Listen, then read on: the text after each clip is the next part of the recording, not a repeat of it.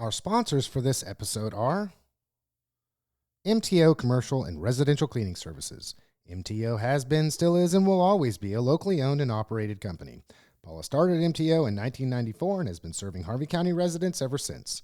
If you're looking for a one-time clean or a weekly, bi-weekly, or a monthly spruce-up, no need to worry. MTO gives free estimates. Give Paula a call at 316-288-9141. Hall's Tree Service. Locally owned and operated, Hall's Tree Service has been exceeding and surpassing customer demands in Newton and the surrounding area for over 40 years. Larry and his crew are guaranteed to work hard for you. There's no tree too tall, no job too small. Call Hall's at 316-772-1919. Shelter Insurance. Bradley Cook with Shelter Insurance is located at 227 West Broadway Street. That's 227 West Broadway Street in Newton, Kansas. You can give them a call at 316-283-4241. That's 316-283-4241. Bradley Cook, Bradley serving Newton, Kansas and surrounding areas.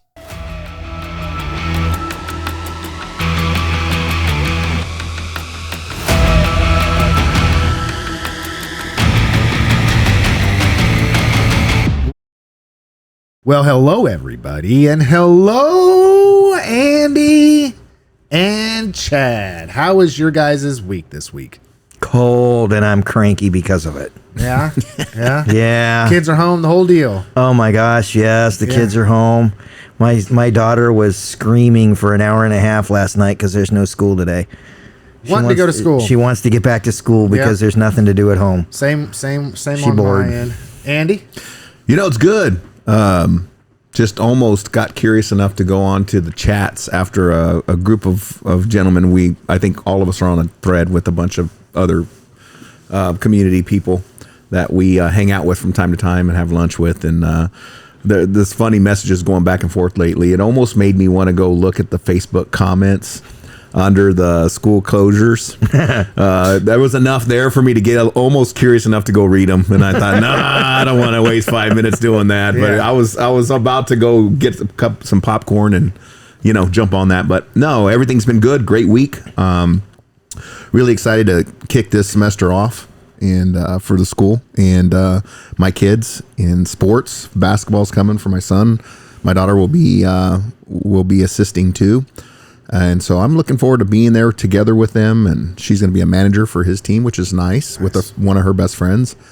And so it's going to be cool to see them all together and to show up and have them all in the same place. And I just love the efficiency of that and the family time that's going to cause and the little things that we'll be able to get in between over the season. So it'll be good. Yeah. Well, so you guys are both weighing in on family time. I have to say that's what I've spent a lot of time over the last few days doing as well. It's been bitterly cold. Got to send a shout out to all of those people that work during those times to make sure that our lives run as efficiently as they possibly can with the roads and everything else, because this is kind of a doozy. I mean, this wasn't like a snowmageddon, but the way it came on was very hazardous for anybody wanting to get anywhere. Law enforcement, our fire and our EMS, all those people that were going out and having to continue their occupation to ensure that the wheels of our society continue to roll. I'll also say on the comments, as far as people, I did watch those a little bit, and I thought it was funny because of course the first day that the snow and all of this started coming, then people were out there talking about, well, they better not have school. They better not have. It's treacherous. It's horrible. It's bad. The safety of everybody. It's too cold. Everything in between. And then a couple days later, well, all those same exact people were out there criticizing the decision to just hold off one more day to make sure that we were in the best scenario we could be for our children and families to get to school safely, make sure that we're not having 15, 16-year-old kids out there going to school and early, the whole thing. Okay, so people don't think about the second, third order of effects of those decisions. No. And I can guarantee you our soup is looking at everything and some things we don't even think about that are involved. Yep. And you just got to trust that there's so many pieces. Our law enforcement, what's behind that? What does that system look like? What are the risk factors for everybody walking up to every single building?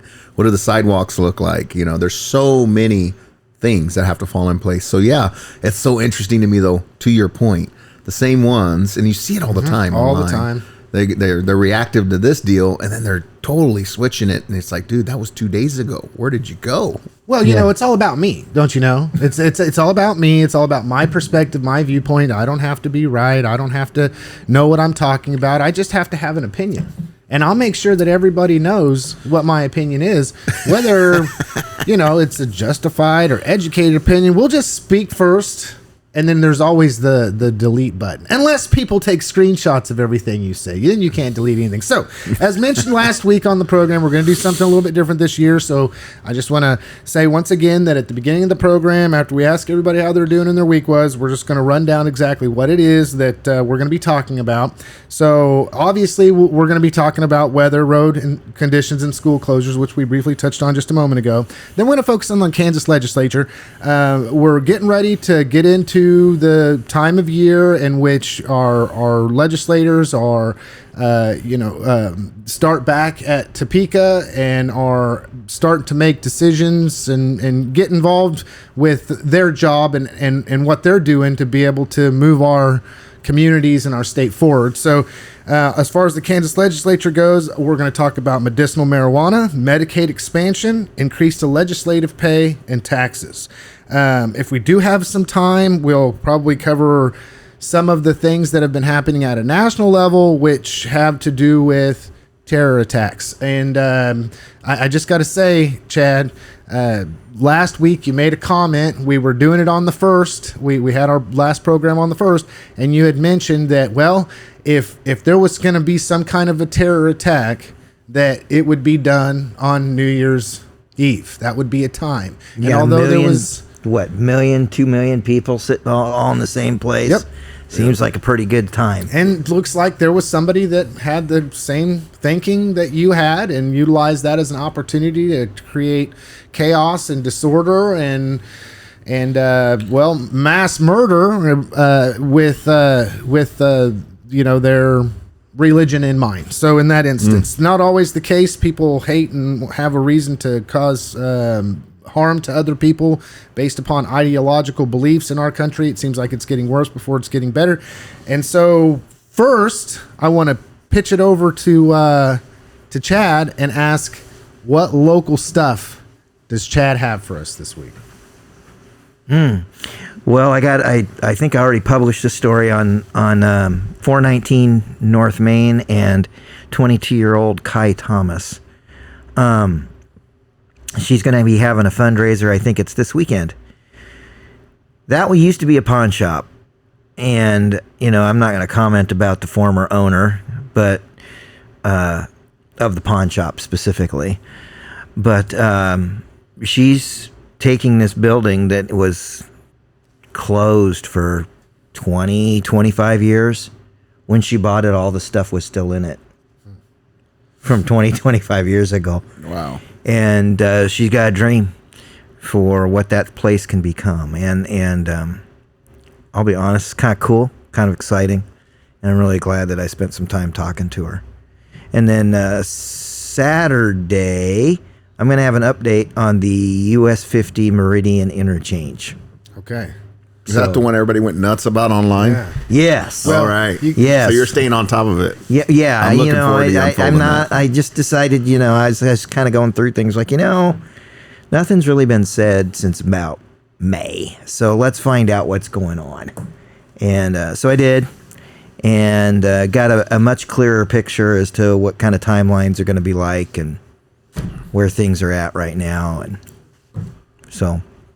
that's what's coming. Make sure you put a good title in there. Something that's real spicy and doesn't tell the whole truth, just a fraction of it, if there's any truth necessarily to it at all, just as long as people will click on it and view your content, Chad.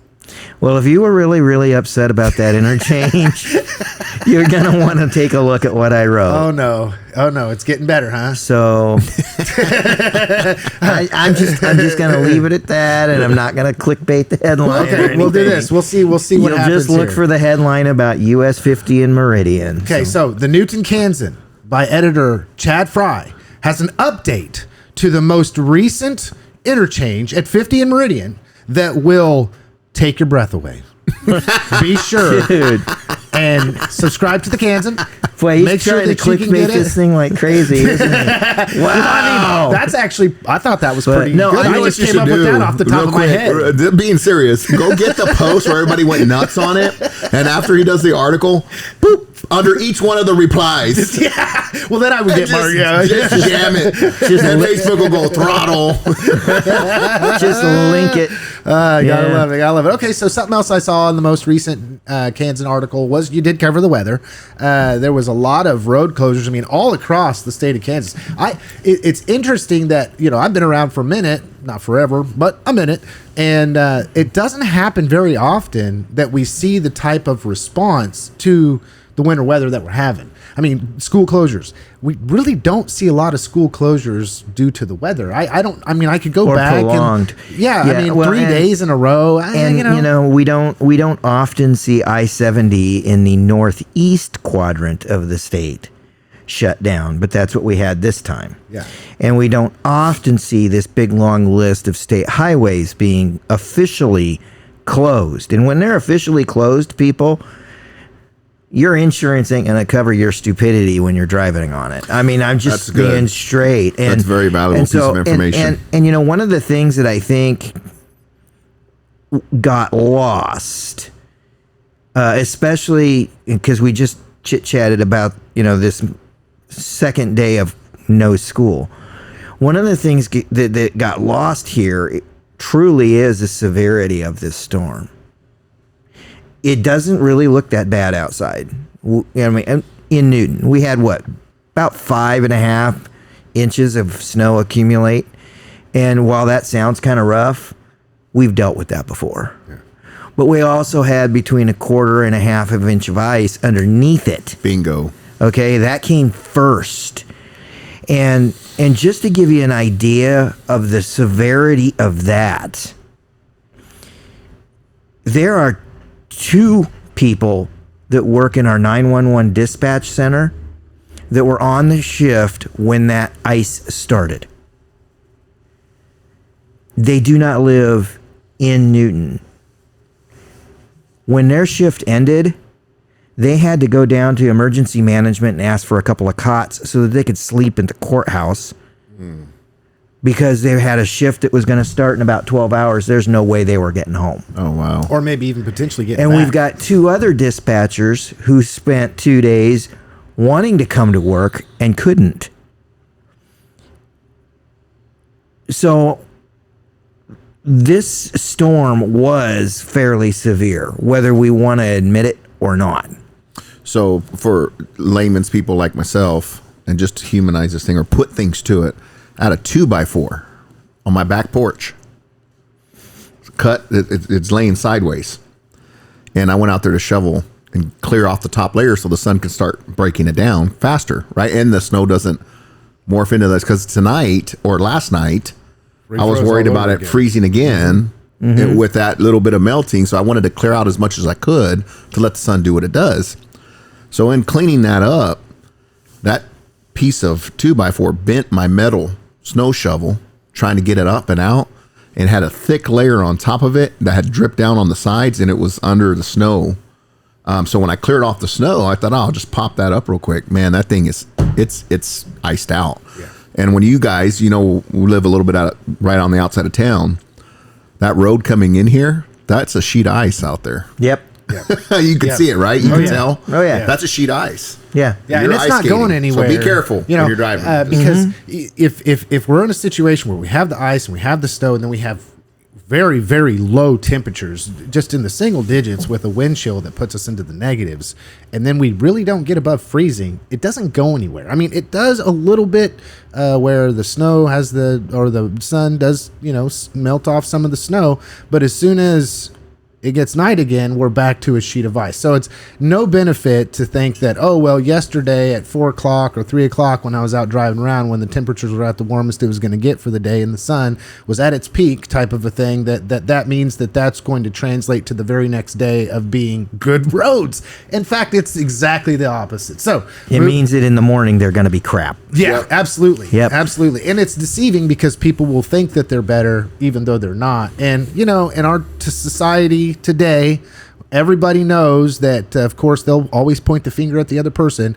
but that people just can't drive. Of course, it's always somebody other than myself, but it's this idea that, well, we're all aware of people that aren't maybe necessarily the best drivers. Hey, stuff like this. we got absolutely horrible drivers when the conditions are good. Those people should not be on the roads right now. Period. No ifs, no ands, and no buts about it. And since we're talking about drivers, by the way, I'm telling you, people, you need to be tipping your door dashers because they don't want to be out in this crap.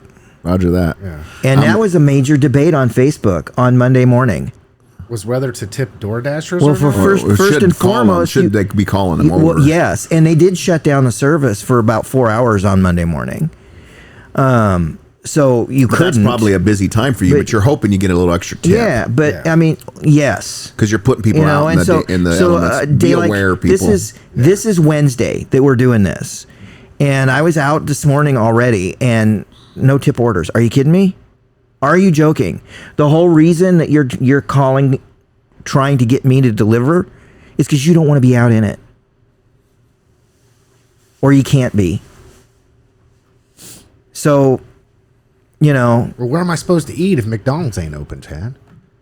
oh, it's open. It's open. I saw somebody. I It's saw open. that. This I saw ad is that not posted. sponsored by DoorDash yet. Yeah. Yeah. I'm just Come on, saying, We're going to be sending them a clip. because somebody posted, hey, the weather's going to be really crap today, so this is the day to stay inside, and you should probably order your food in. Make sure you tip people, and then no, I'm not going to tip because I'm like, well, are you joking? Well, haven't you seen? Are you joking? Haven't you seen the rage bait clips all over Facebook that says that you do not come to my store unless you're willing to tip 25%? Be gone.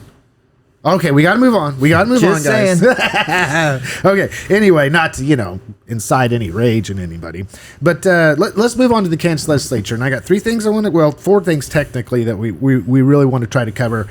We've got medicinal marijuana, Medicaid expansion, increased legislative pay, and taxes. What do you guys have a preference on what we go for first? I could say the only one that has already taken effect is the increase in legislative pay. So we could cover that one first because the rest of them are ones that quite potentially are just up for debate, may make it to the floor, not make it to the floor. Public opinion is starting to obviously push its way into that. Some of these bills are going to be here, maybe some of them aren't, just depending upon what people are going to try to get accomplished this legislative cycle.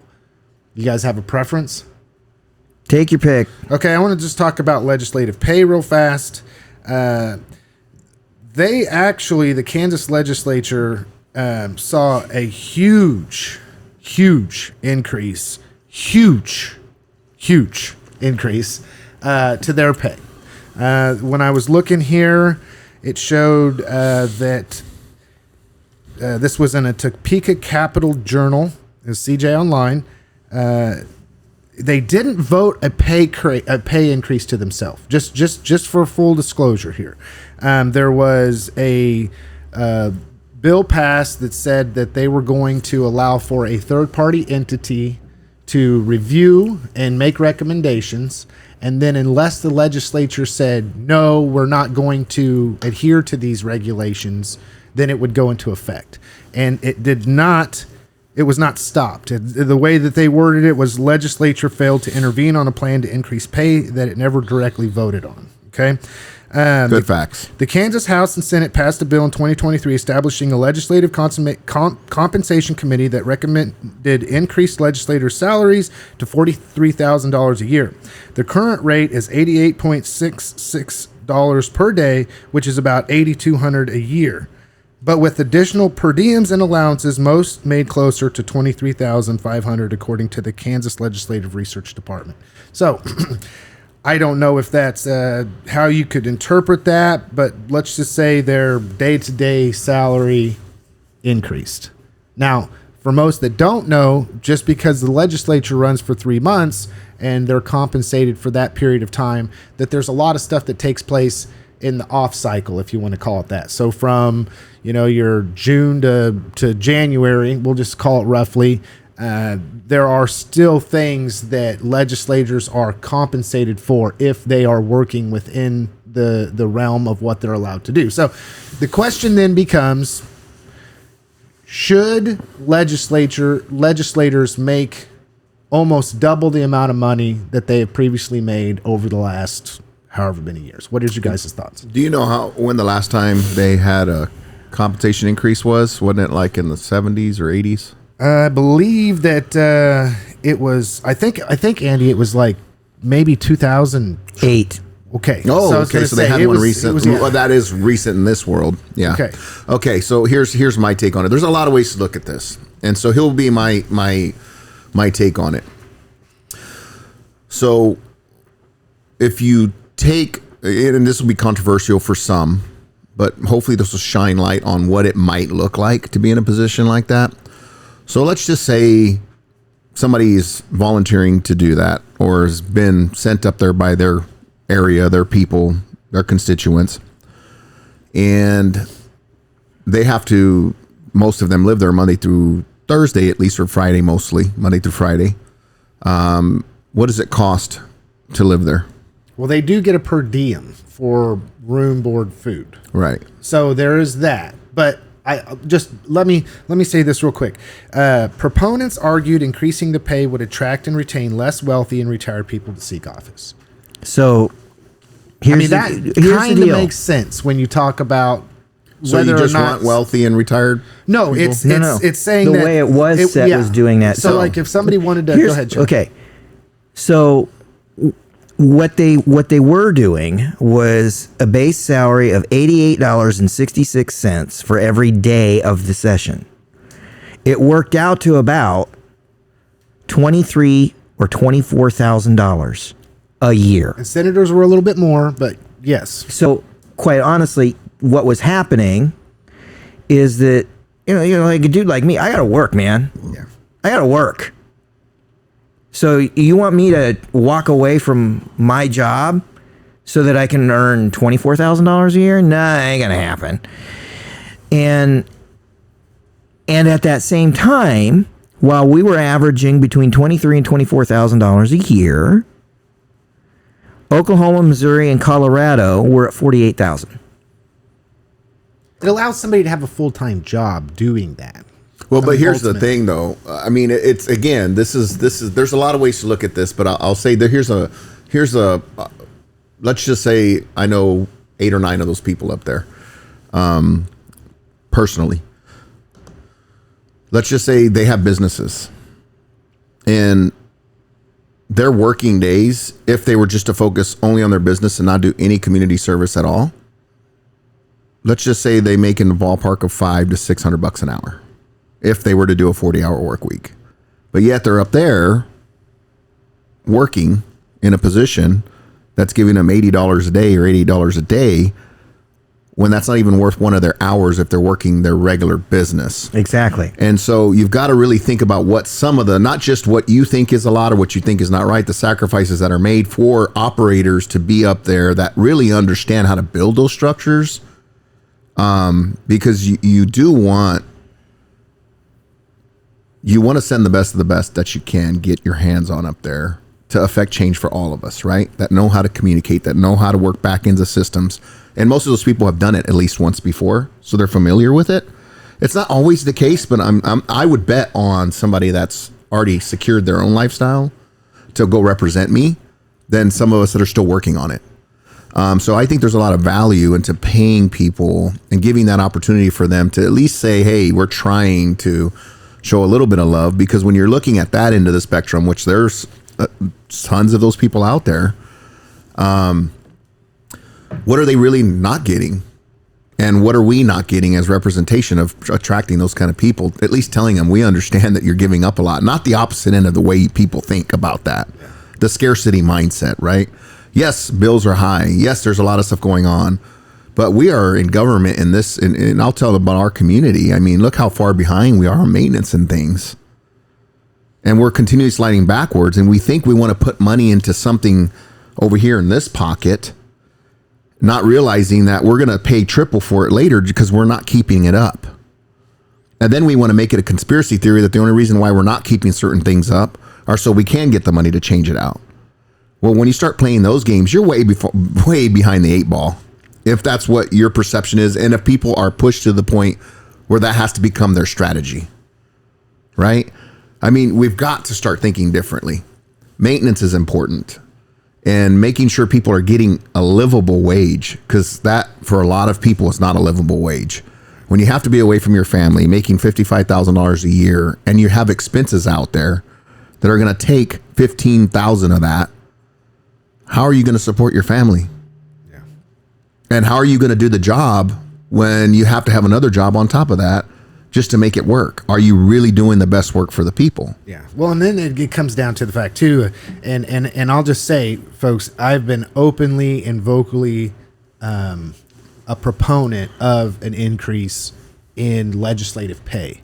It makes it very difficult for an individual who's not retired or who is a business person that can just take off for 3 months out of the year to be able to go up to Topeka. So I think it opens the door for a lot more people who want to participate in government in that way, to be able to be assured that, well, I'm going to be able to be compensated for this. And I'll also say, I don't think that this amount of money is anything outrageous.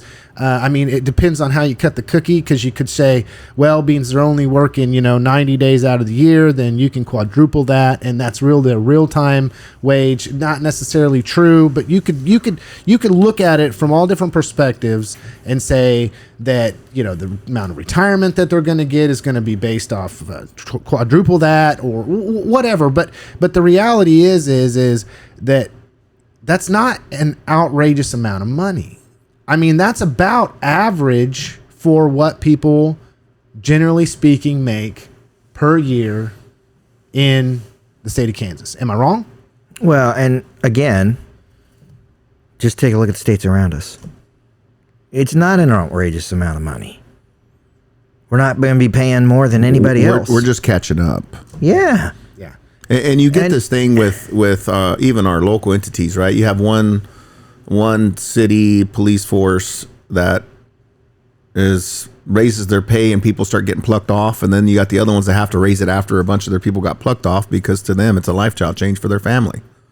And so for a few dollars an hour, you ended up losing some of your most seasoned people because you weren't providing pay. And then there's people that'll say, well, studies say that pay is not the driver of everything. You're right. But culture has changed and people have changed, and our sliding scale of pay has gone back so far that it has become a huge focus for a lot of people. So those studies they did in the 90s and the early 2000s are not the same studies you would get today, I guarantee you, if you ran that play again. Yeah. Just because culture and people have changed perception on some stuff. Well, and, I respectfully to those folks who say money isn't the only thing, it's a freaking big one.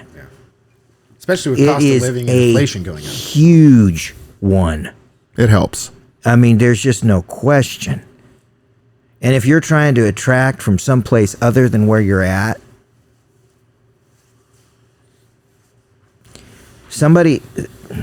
I've gone through this. Somebody who's not living or working or has no connection to this community, right? And you're trying to bring them in. They're going to ask what the pay is like. If you can't give them a number that they're looking for, they're going to go somewhere else. Period. Because they don't know what the cost of living is here. They don't know what it takes to make it here. They have no clue. Okay? Take a cop as a great example, right? Because I've been after a guy who's been working in law enforcement in Orange County, California for the better part of 25 years. And I keep telling him, for the sake of your family, please move out here. For the sake of your family, please move out here. Well, what's your starting number? Tell him the starting number. I can't do that to my family. You have no idea, dude. You're not going to have to buy $1 million house here. Yeah. So it depends on location too. I mean, there's all these things. I mean, I don't know. For me, I don't like it, but I understand why they did it, and it's been a long time coming. So it is what it is. Yeah. Well, and I'll go here. I'll let you guys off the hook by saying this. I'll say this. after running for commission, Harvey County Commission, I would say that if you're looking to cut some cost and you think that somebody's pay is inflated, you should probably go and do some research and find out how many hours our Harvey County commissioners currently work, what their requirements are, and how much they make. I think you'll probably be pissed. So, next. Okay? Just going to say that because it's irritating to me. Next would be Medicaid expansion or medicinal marijuana. I kind of want to throw it to you. I know I asked you guys what you wanted to cover first, but I kind of know where Chad stands. Chad, on the Medicaid expansion, do you think it's just going to be a dead issue again? And then give me a little bit about why, what you've expressed before, because I'm sure you're as consistent as you are. I'm not going to say that your mind hasn't changed on it yet, but when we're talking about Medicaid expansion, is that something we're going to see happen? Why do you think it needs to happen? And what are some of your beliefs on that? Well, let's start with, is it going to happen? The answer is no. It's not going to happen. And the big reason why. The reason is just make it simple. The reason why has a name. It's Dan Hawkins. That's it. Period. It's not going to leave that. It's the end of the conversation. Group. He's the Speaker of the House of Representatives. He's on the representative side, and he will not allow it to come to a vote. He will not allow it to happen. It won't get to the Senate. It won't go any. It's just not going anywhere. Yeah, so that's a dead issue. It's just not going anywhere. And as long as he is in power, and as long as he is in that seat, it's not going anywhere. But we have 70, end of story. Okay, but I got to go back to this. 70% of people polled in the state of Kansas on both sides of the aisle, folks. Both sides of the aisle. You can't get 70% of people polled and only be taking one side of the aisle here.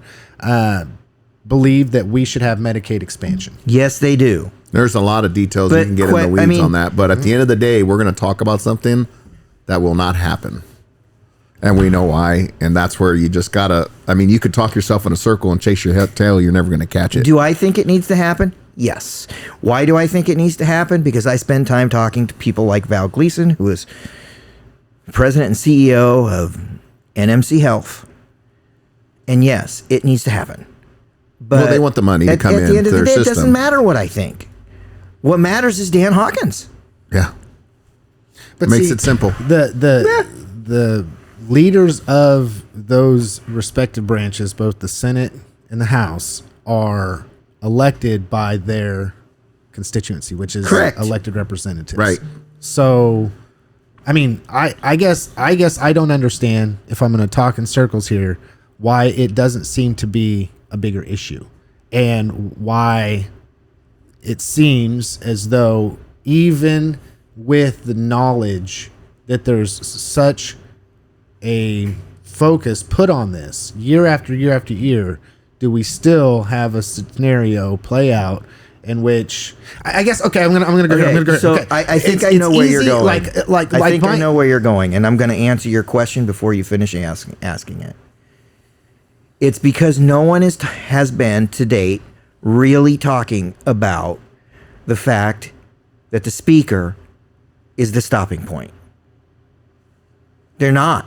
We keep talking about the issue. Right. We keep talking about the fact that 70 to 80% people want it. We keep talking about what it might or might not do to our budget. We talk about everything else, but we do not talk about the fact that there is a roadblock in the way that has a name. Well, but there are reasons that they have it out there when, there are some compelling reasons of why he's saying no and why he strongly believes that. And we don't want to really discuss that either. And so that's where we're just chasing each other's tails. And I don't like to spend time on things that I know aren't going to bring of any value. It's like you put that to rest and you move on and you wait for an opening later. Yep. Yeah. And that opening is not coming. It won't be here another session. So all those people can complain and cry and whine, bitch, moan, and complain about it. But at the end of the day, it stops there. The buck stops right there. And until you talk to the people around that situation, if they wanted leadership, apparently he's doing a great job. And I don't mind. I know him personally. I don't have a problem mind with Dan Hawkins. Yeah, at all. Yeah. And it's not because of his position or his title. I know people that know him and they support him, and I trust them too. And I've talked to him several times myself. And that's one issue that he's very strong on. And I agree with a lot of his points. And at the end of the day, here's another thing. You're going to talk to people that have to hold a position sometimes because of the position they're in. So if somebody is a superintendent for the school system, I would, even if they didn't totally agree, I would expect them to play every play for the school system because that's the body they represent at that time. So your personal beliefs at some point when you're operating in a system, unless you're willing to walk away, and if that's the hill to die on, that's a different story. But sometimes you're going to have to play with decisions when you're in a leadership position that, like me wearing a mask. I was one of those guys. I did not want to wear it after 30 days. I was in it for about 15 days. I was game in. I was in. Okay, whatever we had to do. Then I was like, wait a minute. But I did it because that was not the hill I was willing to die on. Right? Yeah. And I was going to respect the system because I knew there were other people and I didn't want to be, well, why doesn't he have to do it, guy? There were so many other more important things to deal with at the time. I chose not to make that my issue. But Andy, you could have made it your issue and led the anti-mask rebellion. I could have. Of Harvey County. I could have. And use that as an opportunity to secure more political power. Yeah, or I could have looked at what it really looked like at the end of the day, which is some people are rational. They look at everything involved and you pick your battles, because when I pick a battle, I've picked it, and people that know me understand that. And I'm not going to pick them all, and I don't have to agree all the time, but I will. I'm not a go along, get along guy, but there's times you just got to suck it up and do things you don't want to do for the greater good of the whole, and let things. And this is one of those situations. All that was to say, with the speaker in place, that's never going to make it out of there and go anywhere else. So that's a dead issue in my mind. Yeah. Well, I'm interested to see exactly what are the new things that they're going to do to try to help a situation in which people are seeing some real difficulties in their life, and they believe that through Medicaid expansion that their lives would be better. So years ago, I made the comment, not really for Medicaid expansion. I think that the state can do certain things at the state level to be able to address issues, and that's better taken care of through different means. But I'll have to say, being critical or not critical here, being hated or not, whichever one, I haven't seen much in the way of addressing those things. Now, somebody could argue if you there's things that have happened, go ahead and make sure you voice your opinion, but I'm not seeing much traction move in that direction. And I'm going to say 2 years from now, I think it's going to wind up being something that comes to a head, and it's going to be a political talking point that somebody uses to be able to secure an election at a high level. I just got to say. Okay, so moving on. Is medicinal marijuana the same to you guys? There's just too many problems. And I'm talking legislatively. And I don't see it actually getting through. And people get all pumped and they get their hope behind them, and this has happened repeatedly. And somewhere along the line, whether it's the House or the Senate, it just doesn't make it through. And I just don't see conditions in Topeka having changed enough that's going to be any different. What do you think it is, Chad? Like, why is it that you believe this has been something that has become so politically toxic that there's never really been much traction when it comes to that? I think medicinal marijuana has a major optics problem. Okay, so outside of that prescription card, it's still freaking illegal. Yeah. We can't get the needle to move at all in Kansas. And I think there's a lot of people, and I'll be honest, myself included, that are okay with that. I just... Man, I oftentimes I think about the movie Head of State with Chris Rock, and his character in that movie says, how can you write drug policy if you've never smoked the chronic? Well, I get that, But how can you write drug policy and how can you write marijuana policy without any real, true, empirical research into what its effects are? But even then, I don't necessarily think. I was charged and ready to go because I did some research here. I saw something put out by Cake News, and they reported that thousands of Kansans are crossing the Missouri border with medicinal marijuana cards in hand, and that it's unlikely to change as Kansas lawmakers resist medical legalization in 2025. So, just speaking of the aspect that a doctor can prescribe somebody THC as a form of pain management or managing some other ailment, that's where I want to focus, because it so quickly turns over into the recreational side of it. And we're not talking recreational side of it. And I have been a proponent of this since the beginning for a lot of well-documented reasons. And I want to throw it over to Andy before I start throwing punches at you guys. And I'm not throwing punches at you guys, but just this. I want my perspective to be heard from this point of view. So what do you got, Andy? I've been pretty reactive on this one for the last 6 or 7 years, frankly. And I've watched Colorado, and I've seen pros and cons, and I've watched people say they're not here to sway you one way or the other on what they want you to do. But once you go to the seminars or you go to the event, there's always a leaning towards the end on pro or against. It's never a neutral type of presentation. I have not seen one of those.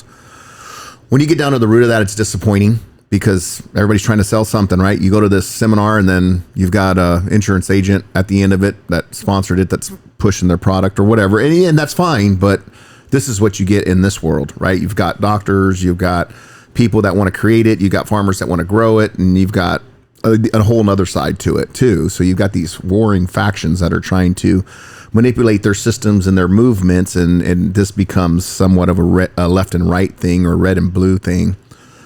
In my mind. So I've been back and forth on this for a lot of reasons, because there's kids that have seizures and things that it could be helpful.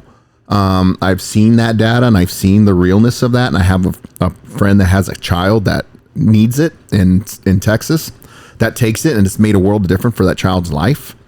So at what point who am I to say that they can't get that type of medicine? Okay, medicine. Exactly. We're talking medicinal. But that's what we start talking about. But it turns into other things. Yeah. And it turns into doctors doing things behind the scenes that they're not supposed to do. And it turns into drug cartels coming into your area knowing that you're a little looser and doing things they're not supposed to be doing. It turns into a bigger black market that sees you as a target to distribute, especially when you're in one of the key distribution centers in this country. We are literally placed in the most iconic distribution area, for those that don't understand that, logistically, for the United States. You couldn't get any better than that. I don't understand why you would build products on the East and West Coast knowing that your client is all the way on the other side of the frickin' country. Transportation costs, all those things. So we will become a manufacturing hub for the United States and for the world in short order. The problem with the world is the ports, right? Getting things out, because we have to move things from the middle out there. But to supply the United States, we are that group. You know, we're that team. Absolutely. We can supply the whole U.S. We are the fallback. We are the Alamo, right? We need to start producing and making things. Okay, so talking about marijuana, there's a lot of risk there with other entities and lifestyles and groups that would be interested in targeting us. So you see what's happened in Colorado. You see, it was a tax thing, right? Well, is it really a tax savings? The honest answer is no. It's costing them a hell of a lot more money than it would with the tax that they thought they would be bringing in, because of what they're having to deal with around the deal. But that goes back to recreational once again. Yeah, but not really, because it starts with the medicine and it becomes this morphine thing. It's happened several times in many states. We're not the first ones. We're always late to the show. We're about 3 or 4 years behind the trends. I see some social economical type trends that are just starting to happen here that have already run course in other places, and they're getting rid of it, and we're just picking up on it in some of our local colleges. And I'm going, that's failed pretty bad, right? Like, and then we're just going to follow that? Like, open our eyes. Anyways, it's part of our culture here and our nature. But anyways, the fact I've been back and forth on it. And I think at the end of the day, I'm going to take the position of put my school board hat on and say anything that can get to our kiddos that could hurt them or not give them the best possible opportunity or create a habit pattern for them, I'm going to be opposed to. So unless it's a medicine for a high needs kiddo that they have proof and it's by a doctor and it's regulated and tightened down really hard, like the drops and those types of things, because I'm not a believer in the smoking of it. And that was me and one of my friends really hit me in the face on that one time on we were kind of debating this thing out. And man, they made so much sense when they brought that to me. But I was like, a drops or some sort of way to administer that to kids that have seizures and things like that. And again, that's where my heart is at. There are kids that would benefit from it, and it's proven. That's not a maybe anymore. But there are more people that just want to smoke. Yeah, see, I don't want to go there. And Chad, I'll throw it over to you before I start in with what I'm getting ready to say. What do you got? You were going to say something. What I'm going to say is that we can try and separate medical and recreational all we want, but they will always be linked. And it is not only marijuana where that's the case. Sudafed is behind the counter now. How many painkillers have we been dealing with? I mean, straight up. And that's where I'm going to go with it, Chad. The issues are just that those will always be linked because it doesn't matter what it is. You pick something that's legal.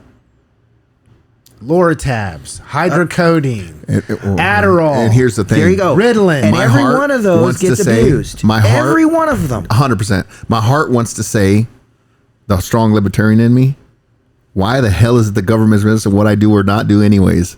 But this is one of those things where you have to really think about it. Well, and that's what makes it hard for me. And this is where my thoughts, school thoughts. So for all you think that I want for everybody to be able to go running around smoking a doobie and it be sold on every street corner, you're full of crap.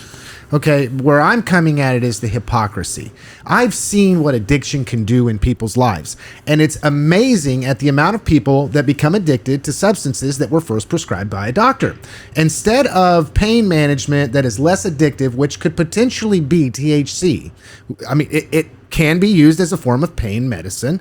It's a stimulant. It can also potentially, granted, I will say that it's not, the science is not in on it. It would be nice for there to be some opportunities for this to be tested to see if it will help. But we will take and we will put a child on pharmaceutical methamphetamine. Okay? We will go and we will prescribe people Loratabs, which derives from a strongly addictive source of pain management. We're talking morphine. We're talking opiates. We're talking, it's amazing at this epidemic that we see when it comes to drugs and the legalization of them, how they are legalized, and how doctors prescribe them. You'll have a doctor get on here and they'll talk about, well, I don't prescribe anything that I shouldn't prescribe to anybody, but I've gotten through every single, I'm a unique case. Okay. I literally have had brain surgery and took Advil. I've had all but one of my wisdom teeth removed as an adult. Advil. I don't take these type of pain medicines if I can do anything to get away from it. But that's the first thing that they'll do. You go and you get your wisdom teeth removed. Here's some Loratabs. Here's some hydrocodone. And then we wonder, and here's my thing, then those circulate back around and get into the hands of youth. So and to me, it just seems, I know I'm monologuing here and I know I'm passionate about it, but extremely hypocritical. Because the person that says, no, we don't need to put THC in a pill, even if that's what we did, was put THC in a pill and allow for a doctor to prescribe it to their patient because they believe that prescription would help their patient. Their hands are tied. We're going to give you an opiate. All of this is okay. And I question the mentality of the person that is against people being prescribed a THC pill from their doctor to help in a condition that they have, if their doctor so seems to think that they would be able to be benefited by it. Yet it's okay for mama to take that pharmaceutical methamphetamine we call Adderall. It's okay for me to dump off Ritalin onto my kid because they have ADHD or some kind of hyperactivity disorder. Or it's okay for us to peddle all of these other narcotics to everybody, but I can take these. And it's okay. It's absolutely okay that I can take all this meth and coke and morphine and all this stuff as long as it's prescribed by my doctor. But you pothead, you. I think we've really got it twisted. And there's where my passion is at, is consider what we already know. The facts are already in. No, none of these drugs are good for us. We take them as a form of pain management of some kind, but it doesn't mean that they're good for us. They all have side effects that are not good for us. So if we could have, let's just say, THC, which could be used as like the small pill, right? The let's see if we can get you by with just a little bit of THC. And it's not as highly addictive. It's even if it did get into the hands of somebody, at least they're not addicted to fentanyl. I mean, I cannot comprehend what the stigma is and how somebody can look at themselves in the mirror in the morning as they're taking their pharmaceutical meth, their pharmaceutical coke, their pharmaceutical opium, whatever it is that the doctor prescribed, and then try to take the high road. I just don't understand it. I mean, and that's where my stick point comes. Good point. I may be wrong. Sorry for the monologue, everybody. I probably went on way too long, but I'm passionate about this issue because, you know, for somebody to be in full disclosure, I'm allergic to a lot of different pain medicine. I said I took Advil. It wasn't because I wasn't in pain. It was because if I take some other kind of pain management medication, well, it doesn't work well with me. I'm not somebody that has that as an option. So where's my alternative? Yeah, what's that one they give you every time you have some kind of procedure done? There's one they go to most of the time. It's either hydrocodone or Loratabs. Hydrocodone. Every time. That makes me sick. I take it at one time and I got sick. Really sick. Hydrocodone is a weak opioid that is similar to morphine in its ability to relieve pain. Yeah, I won't take that. I don't take either one of them because I forgot which one it was when I had my knee surgery. And they asked me, and I said nope, because I got so sick. I was like, oh no, I ain't doing. I'd rather just be in pain. See, in Loratabs, I'll just throw here. Loratabs contains hydrocodone, an opioid pain reliever, and acetaminophen, a non-opioid pain reliever, and then hydrocodone. So usually they've got these classes, and I'm not a pharmacist. Okay, I'm not a doctor. You're but not. I don't necessarily. But you're a marijuana guy. Oh yeah, I'm all for that. That marijuana, you know. I mean, give me a break. And it's the hypocrisy once again. Once again, That's it good just stuff. comes back to the hypocrisy. So, do you guys have anything to weigh in on what I said? And I'll be quiet. Well, for me, it's a double-edged sword, right? I'd love for the kids that need it to be able to have it, but I'm afraid for the other kids that might get their hands on it. So where it's right, I'm twisted up on this thing. I don't like that the government can tell us to do anything to a fault. I'm one of those, like, if the kid jumps off the cliff, the kid should, you know what I mean? Like, there's some countries that they go, American kids are dumb. And their parents, you know, because they'll fall off the cliff, and you go to other countries and those kids know not to get close to the edge. There's a lot there, and yeah, there's a lot that's real. That's a real thing, where other kids in other countries do things a little differently than our kids because we're so coddled and helicopter parents and all those things that they just don't do in other places that we do to our kids here.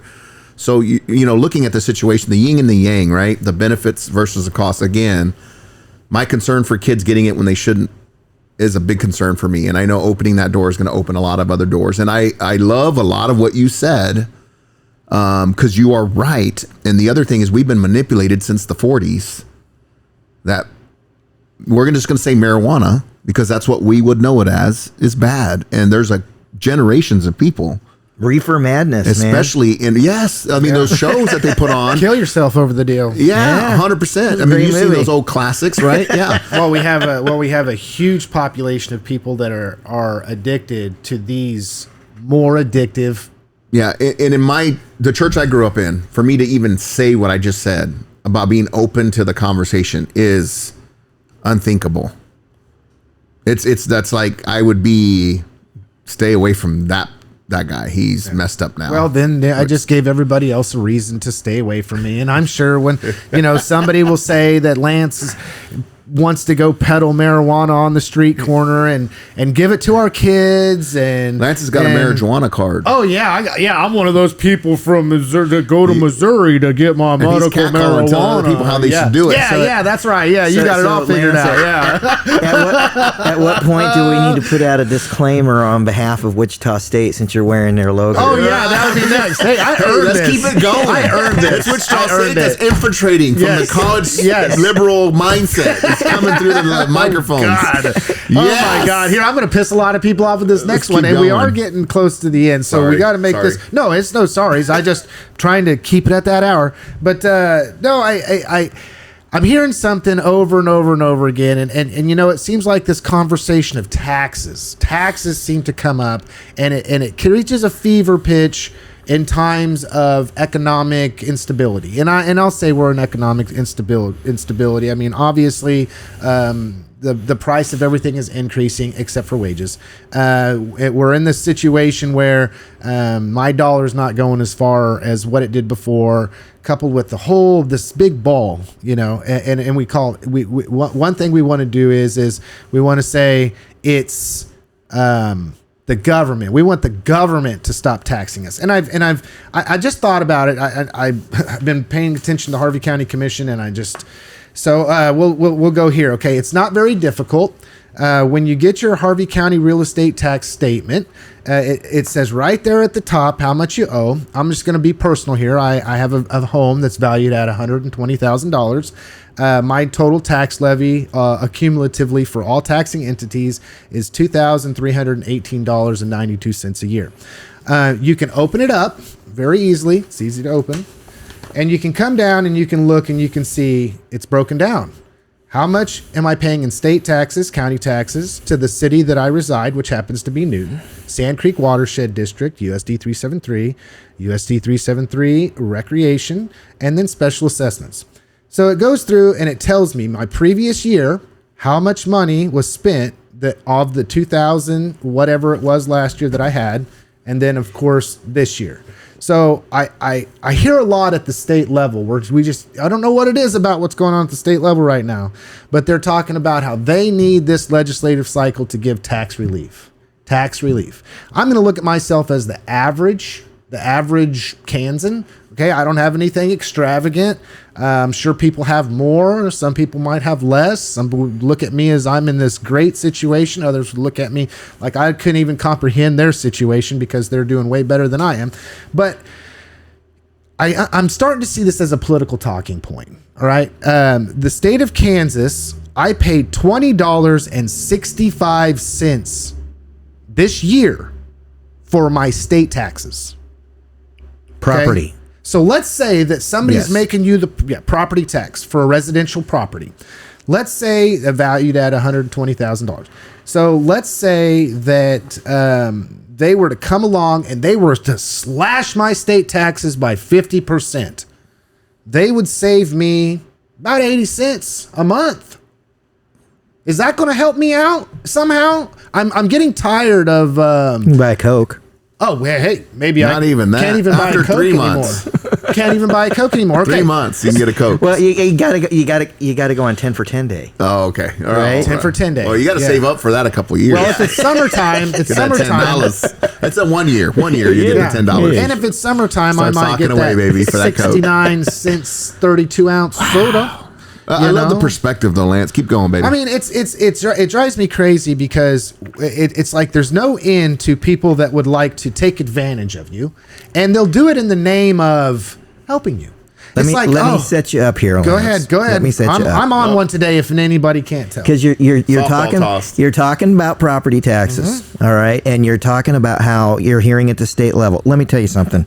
State level property taxes ain't the problem. And your tax bill, which you have in front of me, or you, will let people know what the problem is. Well, okay. Because it ain't the problem. Hey, and I'm with you, Chad. Okay, so let's look it down here and let's say, okay, well, the largest amount of money that I pay out of the $2,318.92 is $994.22 to the city of Newton. That's almost half. Okay, that might be half, but the way our tax structure is designed, the state of Kansas is not putting people out on your road in front of your house and plowing your road. They're not paying for the law enforcement officer that is coming to your house in the case of an emergency. They're not paying for your fire. They're not paying for your EMS. About the sewer? They're not paying for your sewer. They're not paying for your sidewalks. They're not paying for... And so... The state ain't paying crap. Now, Really? I know that some would like to demonize grants because of, I don't know, some situation here. Zuckerberg gave it. Zuckerberg gave it. Well, if Zuckerberg wants to give the city of Newton... But he's been Team Trump lately, so he might be okay. yeah, he changed his tune, didn't he? Oh, Yeah, and I mean, that's something we Dude, can get he brought into. Dana White onto his board. Fact-checking, and now they're going to do away with their fact checkers. And okay, so Now that's something I want to talk about next week. okay, we can. Yeah, hey, so next week we're going to be talking about the way that the social media and media has began to, and I say national media, staying away from local journalism as being critical of that. But on a national scale, it seems as though the tide is sort of changing, and I think that's fascinating. I mean, it just shows how weak and lucrative the whole situation really is. But while I'm on one today, okay, so we'll talk about that next week. We'll tune in next week. But it blows my mind to think that there are people that truly believe that somehow or another all of this stuff is supposed to operate without the state or your local entity or your school board levying taxes via property to be in a position to pay for the services that are provided. You want to talk about Representative Chris Croft about right now or not? Have at it. Do you know what he's got in his hopper? He wants to dissolve all local school boards. How much about your property taxes going to the Board of Education? That would save me a whole $541.93. So basically, Well, but that's going to have to be paid from somewhere else. Then. that'll save me $50. That'll save me $2 a day. So Chad? just saying. I might be able to go. Well, Just do they saying. have the dollar menu anymore? I don't know. I don't have a problem going to McDonald's and buying myself a $5 McDonald's meal every day. But by God, if the city of Newton Oh, you needs that money. mean going into McDonald's and ordering their special value meal? There's two different sandwiches that you can pick from, by the way, and it's $5, and that's the price that they should have been charging or were charging 15 years ago?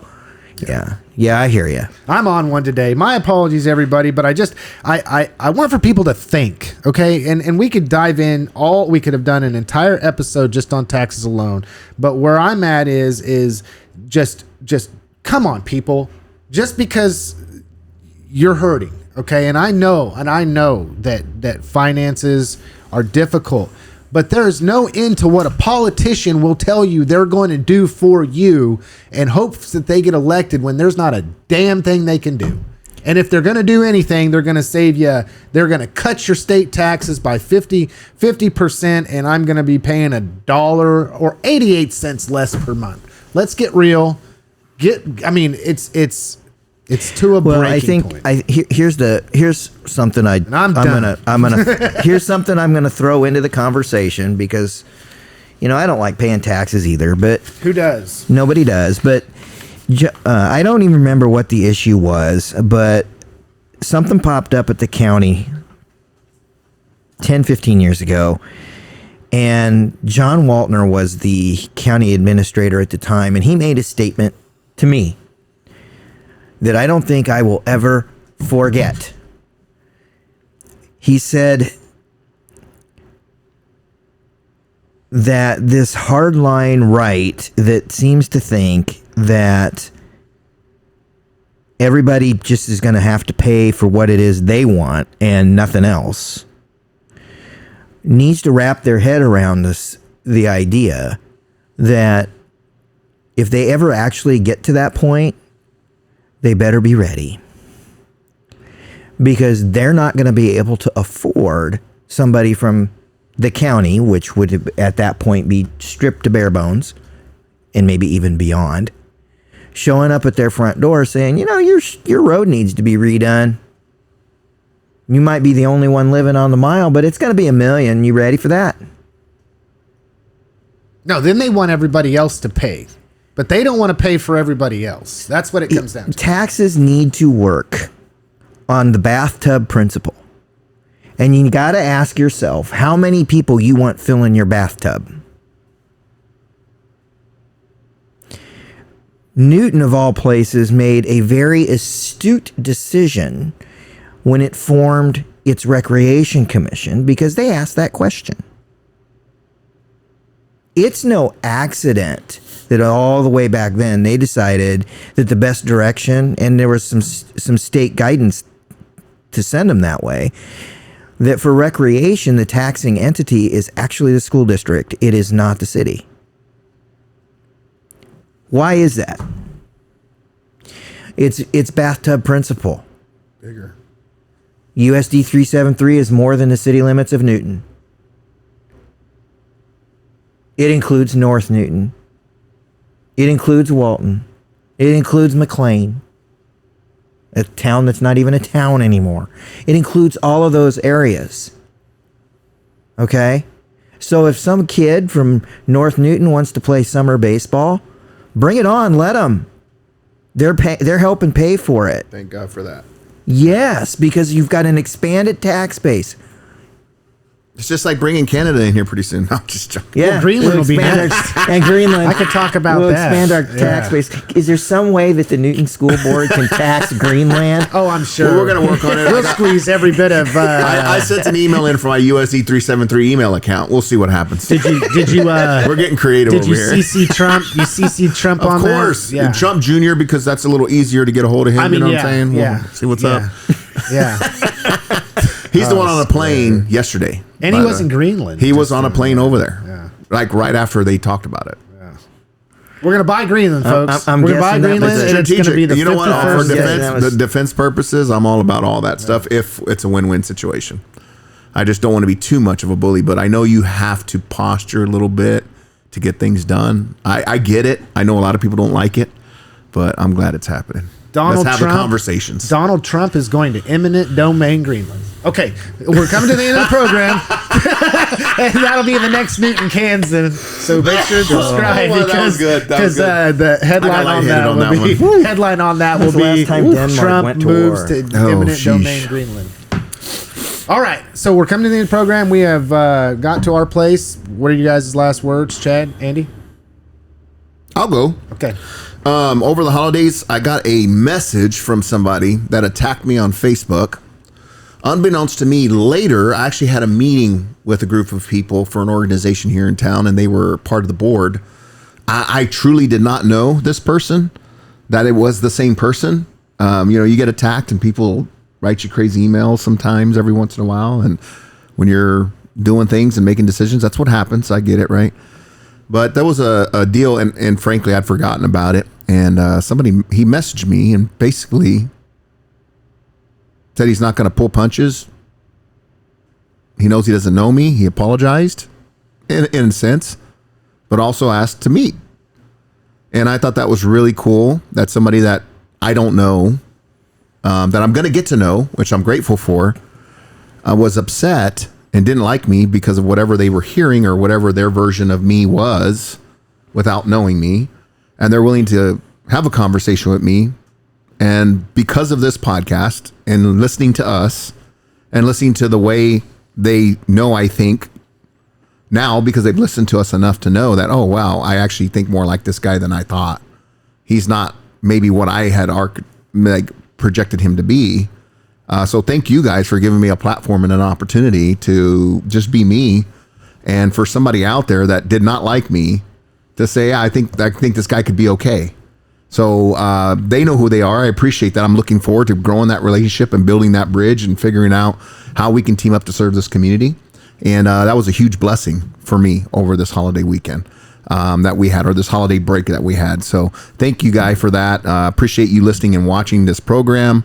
And thank you to everybody else that's coming on and sharing this with other people, because it's growing. Lance, your numbers are amazing.